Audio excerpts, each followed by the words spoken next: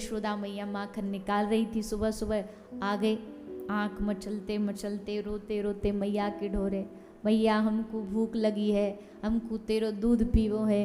मैया ने गोद में बिठा लियो, लाला को दूध पिवाने लगी, बातें करने लगी, बढ़िया बढ़िया बातें हो रही थी। और बातों में ज़्यादा कुछ तो होती नहीं, यशोदा की और लाला की एक ही बात होती थी। लाला कहते थे ब्याह कब करवाएगी, हर बात में मैया मेरो ब्याह करवा दे, मैया मेरो ब्याह करवा दे, मैया बढ़िया सी दुल्हन लिया दे।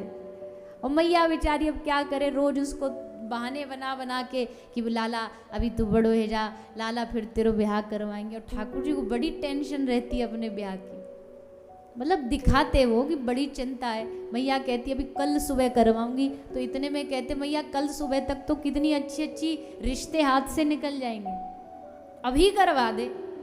मैया बोली का तू कोई दरवाजे पे बैठी है दुल्हन जो अभी करवा दे। पर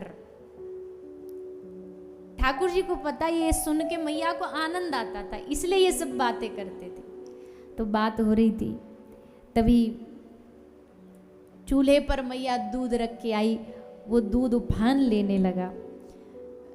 शास्त्रकार कह रहे दूध क्यों उफान ले रहा है, दूध भी चिन्मय है ना, वृंदावन की तो हर चीज चैतन्य है। दूध सोच रहा ठाकुर जी सारा पेट मैया के दुग्ध पान से ही भर लोगे तो फिर हम कहाँ जाएंगे, हमारी सेवा कौन स्वीकार करेगा।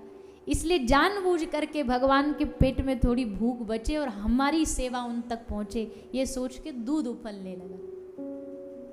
तो जैसे दूध उपना सो मैया बचाने भागी, और बस मैया से यही गुनाह हो गया कि कन्हैया को छोड़ के गई कैसे। ठाकुर जी बोले अच्छा हमको छोड़ के दूध बचाने चली गई, पूत से प्रेम नहीं है दूध से प्रेम है, यही गुनाह कर दिया मैया ने। अब तो ठाकुर जी ने कहा लो, अब मैया के ये सारे जो दूध दही का प्रेम है इसको दूर करते हैं। सो ले करके अपनी बांसुरी भगवान ने सारे मटका मटकी फोड़ दिए। एक भाव इसका ये है कि मैयाओं को बड़ी आसक्ति हो गई थी अपने माट में, अपने माखन में, अपने दूध दही में। ठाकुर जी ने कहा सबसे पहले इसी आसक्ति को फोड़ेंगे, यानी कि जब किसी वस्तु से व्यक्ति से हमारी ज़्यादा आसक्ति हो जाती है ना, तो सबसे पहले फिर ठाकुर जी उसी को नष्ट करते हैं, उसी को दूर करते हैं।